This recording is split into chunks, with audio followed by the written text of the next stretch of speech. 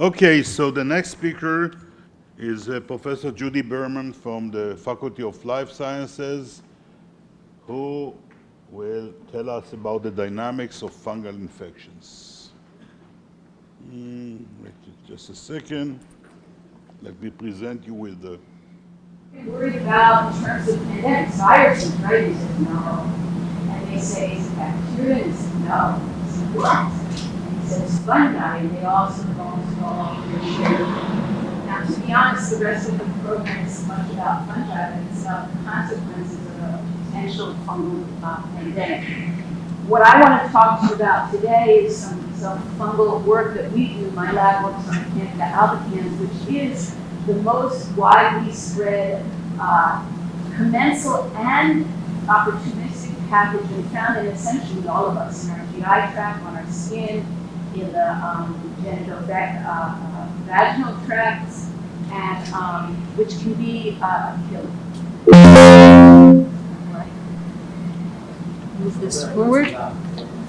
Oh, the other way. Okay, so I need to go down. So there are 2 billion fungal infections every year. Now, granted, some of these are superficial ones. You can think of superficial infections. But there are 2 million deaths, and now some of the measures say even more, from fungal infections. Okay? There are only 4 classes of drugs, and really only 3 of them are very widely used in the clinic, and one of them is extremely toxic. Okay? And there are no vaccines.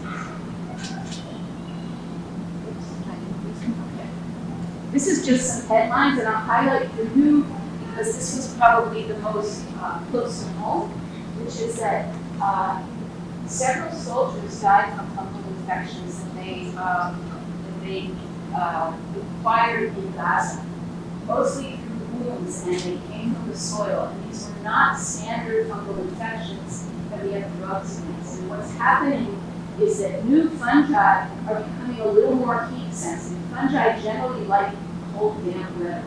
There's more researchers on fungi in the UK where it's always chilly and damp, right?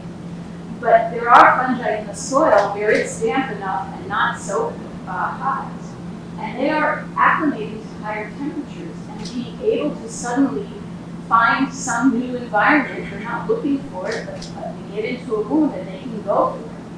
Okay? And they are not resistant often to even one of the classes of drugs that we have that's currently available. So there was this big effort to actually try and get a special experimental drug to treat a soldier. We got the drug, but too late.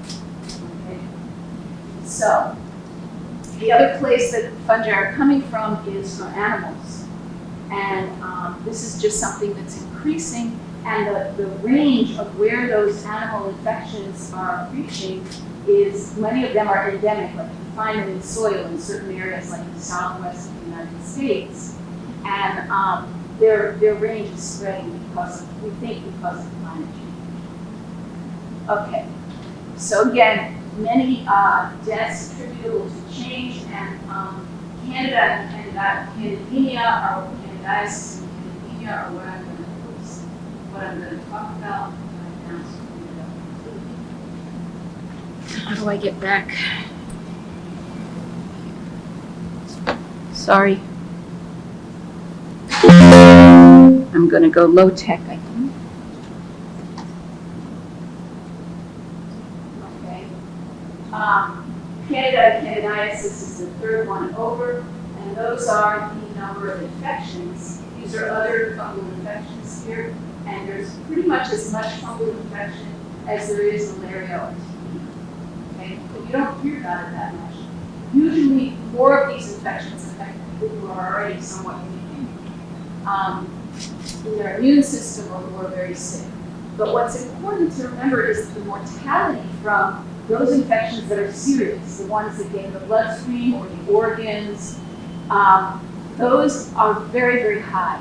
For candidemia, it's usually quoted at between 30 and 80%. I think usually in Western hospitals it's 30 to 50, and this is with administration of the drugs that we have.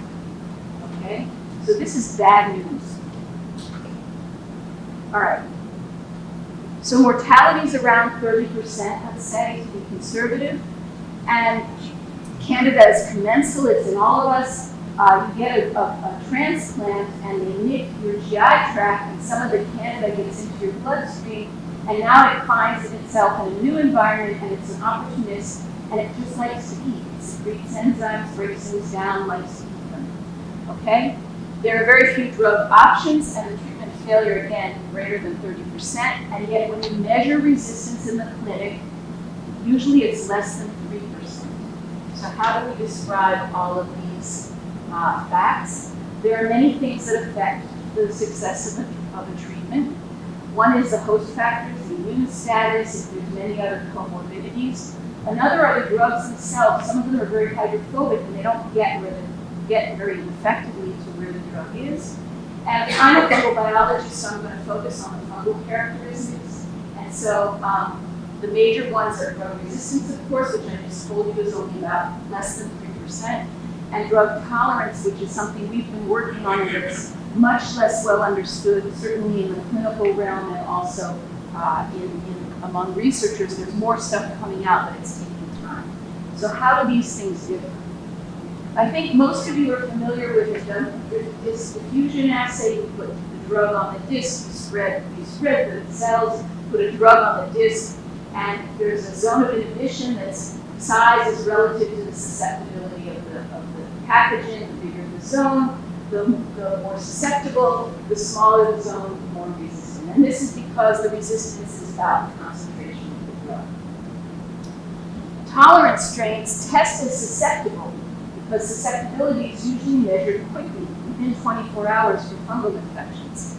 But if you wait a little longer, you will see that a susceptible tolerance cell will fill in that zone of inhibition within another 24 hours. And so there are cells that are not dead and they're not dying, they're just taking their time. It's like they're kind of stressed and they're moving along, but they're not moving along as well as the guys from resistance. Okay. So how prevalent is this tolerance? Well, first of all, tolerance is really variable across different isolates of the Candida albicans species. It differs between strains, and we think that's due to genetic differences between the isolates. If we measure tolerance very often by a measure called FOG or another one called SMOG. I won't go into the details, but you can see that it spans a broad range of levels. And about 30% of the strains are medium or high tolerance level. Does that sound familiar to another number I told you about, which is the number of treatment failures? That's probably not all the story, but it certainly has a piece to the puzzle.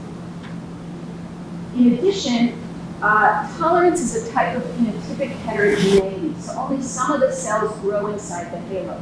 The higher the tolerance, the more of them grow inside the zone of inhibition. But when you take cells from the zone of inhibition inside or outside the zone of inhibition where they're growing without much exposure to drug, you basically get the same result both times when you redo the assay. So this is saying that what's different about tolerant cells is how many cells are actually able to do what they do, but it's not genetically heritable, it's something that is heterogeneous. And that makes it kind of complicated to study because it's about cell-to-cell metabolic or physiological differences between different isogenic, same genetics cells. Okay, so what that says, putting it together, is that this phenotypic heterogeneity between the cells is heritable because in different strain backgrounds, you get different levels of tolerance. Okay, you with me? You okay? Good. Okay, here's another way to measure it, which is that you look at the halo with an e-test strip. It's just basically a disc diffusion assay with a built-in ruler, right? And it tells you what the MIC is, where those little white arrows. This is the official e-test brochure. And you can see that here the instructions are to ignore the lawn of microcolonies and read at 8% inhibition. That's assuming that all those microcolonies are going to do absolutely nothing. as a biologist, I have kind of a problem because they could, at the very least, just oh. Okay. So is it clinically relevant? We have 2 small-scale studies that say yes. If you measure susceptibility of a number of strains, and this was done in the strains that come from Brazil, from Antifungal, and you look at their initial susceptibility, the ones that did not persist in the patient, that were treated effectively, and the ones that led to persistent infections are basically both susceptible to the same degree. But if you look at their tolerance level measured as the fraction of growth inside the halo, you can see that there's a significant difference. The persistent ones had a higher initial tolerance level before the growth was seen. In a second study, together with Berman and me here at the Hospital, we did a retrospective study on deaths associated with treatment with the drug. And what we found is that in patients who had an initial tolerance level of more than 50%, that is more than 50% of the cells were tolerant and grew in the assay, there was a much higher mortality rate. There was no mortality found for those under 50%. So these are small studies. What we really could use is much bigger studies, and I'm always interested in hearing from anybody who's willing to engage in that. So far, I haven't found people excited about doing this study. Okay, so how do we deal with it? So now I'm just going to give you a taste of what my group is doing, which is I am interested in particular in the behavior across the breadth of the Candida albicans species in order to understand why do they differ from one another and what can we do to affect the treatment success depending on who you're infected with, which is often who you're carrying around immensely for your entire life. Okay? And so what we got, and this is now together with Marcus Ralser, an amazing researcher in Berlin who does high throughput proteomics, as well as other high throughput studies. Mostly he was doing them in the model yeasts, Saccharomyces cerevisiae. Now really gotten turned on to pathogenic, so he's doing lots of that stuff. We're looking across the species at what is the difference between strains at all kinds of levels of different omics. What's different between specific isolates that we can study to understand the pathways that are involved, and then what's different between the single cells that are behaving like tolerant or non-tolerant cells. And again, I'm going to give you a quick flash through what we're doing. We have about we started with about 1,800 strains. I think about 30 to 50 have dropped out of the study for various reasons, including that some of them that came from a clinic that were labeled as Candida albicans were not Candida albicans, and in that case, as I'll show you later, were more resistant to drugs than others. So the initial resistance level and the take those out of consideration level dropped considerably. Okay, so we're basically isolating them. We're doing, we make sure that they're isogenic by stripping them, and all of this is done in high throughput. We get them arrayed onto plates. This is 96. We actually have them on 394 format, most of 386 format most of the time.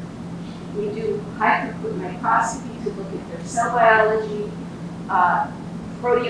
DNA sequencing, phenotyping, how they grow in all different conditions, and proteomics. And all of this most of this has actually been done to some degree, and we have found a lot of things like mixed cultures where there are 2 different species in there. We've been doing the phenomics on growth conditions, drug conditions, temperature conditions, all kinds of stresses, etc.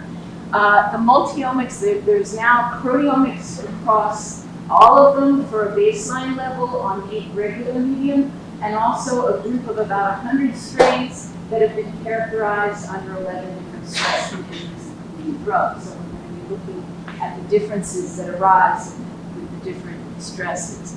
And we've done GWAS analysis on the DNA sequences, so we have sequences for all of them.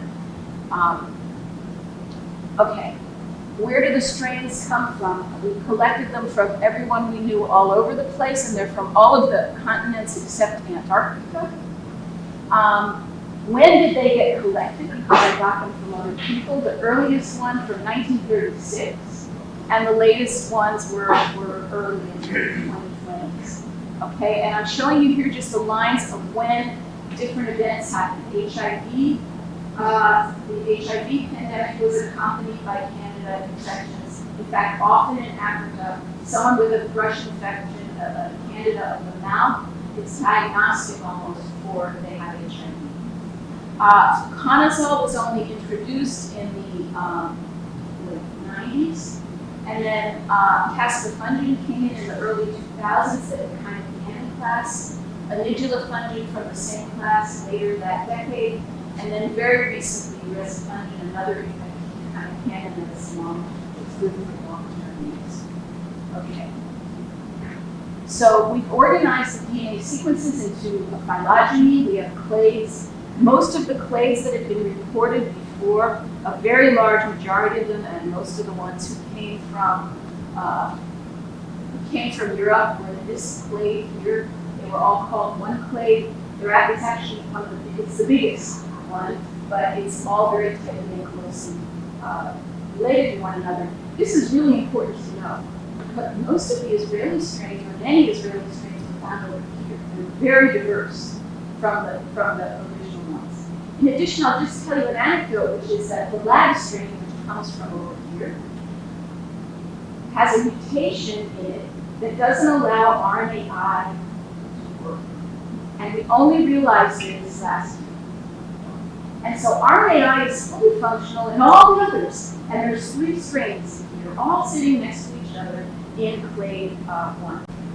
Okay, so now we have bigger breadth of biology. There are 24 clades, and now this is just, I'll go very quickly. Most of our isolates are from humans. We have a few animal and food spoilage and environmental isolates. They sit in different places on the tree. I show squirrels, but we have them from all kinds of funny animals. And they're enriched in some clades, but no clade does not have human isolates. We've looked at their sensitivity to all different kinds of drugs using MIC measures and tolerance measures. It's more prevalent in some clades than others, but nothing is completely definitive. And here I'm showing you fluconazole resistance again. 3% was in a public study by the UCAS system. We saw 2.3% initially, and when you get rid of the non-alpine strains, it drops to 1.64%.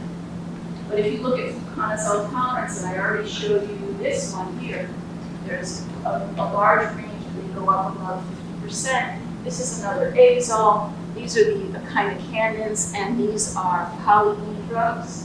And 5-FC, which is never used alone because it has huge amounts of tolerance and develops resistance very rapidly unless it's used in combination with something else. And then it usually doesn't last that long.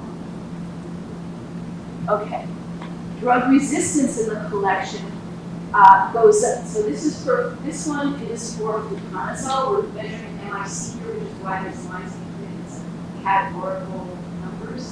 And you can see that once this line here is when fluconazole was introduced to the clinic, and you can see that you have more resistance showing up over time in general. In the late 2000s, kind of cannons started to be very popular in some of the West. There are fewer azole resistance because it's just not being used as much. So clearly, using the drugs helps select for resistance. And this is for anigulafungin, which was introduced later, and you can see a similar story. Okay. And this is the same story. I think. This is just showing you fluconazole tolerance and how it also goes up a little bit, but not nearly as much. It's not really a big deal. And that's probably because it's an intrinsic property of the cells, and it's not genetic, so it's not selectable in Okay. The ploidy levels are different in different strains. Candida albicans is a heterozygous diploid, and we look at ploidy by mapping out the chromosomes. The black ones are ones that have an extra copy or so. We also look at copy number and allele frequencies to generate maps like this. And for example, this is a study from my lab from a few years ago where we selected for the ability to grow like a tolerance cell on fluconazole, and what we found here is that there were particular aneuploidies, in this case chromosome R and chromosome 4 that tended to show up recurrently, suggesting that they are causing this intrinsic, this actually acquired tolerance that we see, or heteroresistance that we see. Okay.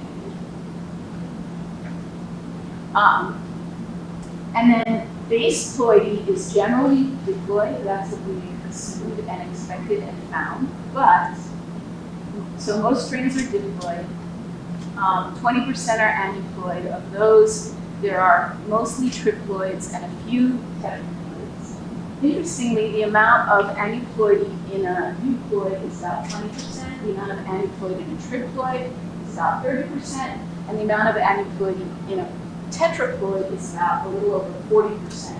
So the bigger the genome, the more you can tolerate these extra copies of chromosomes. And aneuploidy is found all over the map. It is not something specific. What drives tolerance, this is sort of the study on individual strains, is a whole lot of stress pathways that are more or less characterized to different degrees, and we're trying to understand their contributions in these different strains. I won't go into details. Our working hypothesis is that it's a collaboration between many of the major cellular stress pathways that's doing the job, and it's doing it differently in different cell strain backgrounds. And then just for a taste of what we're looking at here, we're looking at the ability, we're looking at single cell sequencing of one strain that was exposed to fluconazole for long enough that we're seeing the tolerant cells. And what we can see is two different subpopulations, one that's enriched for ribosomal proteins and another one that's enriched for stress protein expression. This is all in RNA level, and we see that they continue to grow as time goes on. So we think that there are the subpopulations that are talking to each other and maybe helping each other grow as well. Okay. And we've looked at transcription factors and identified a number of them that affect this, but I'm going to just keep moving. These details aren't important to most people here. And summarize by saying that we really need to take fungal infections into account. Genetic background definitely has something to do with how they're going to respond to the drugs we give.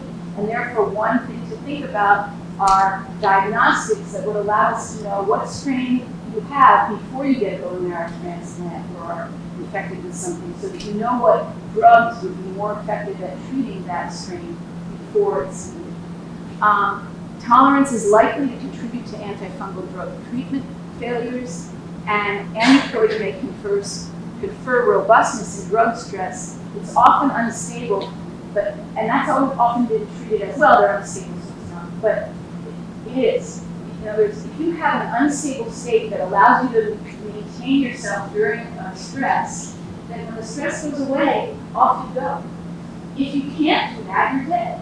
And so, being alive is actually a pretty good thing relative to or as they say in the Princess Bride, there's a difference between mostly dead and all dead. And that's really, really important when it comes to dealing with these kinds of things. Okay. So the project I'm involved with is huge. It's funded by the BRC, and these are a number of the people who are involved, and we have collaborations for a number of the things we've done. But I hope I just brought you a little bit of understanding of what we have to think about with fungi, because we can't just keep ignoring them. And the CDC and the World Health Organization both recognize fungi only in the last few years as something we need to be concerned about. Thank you.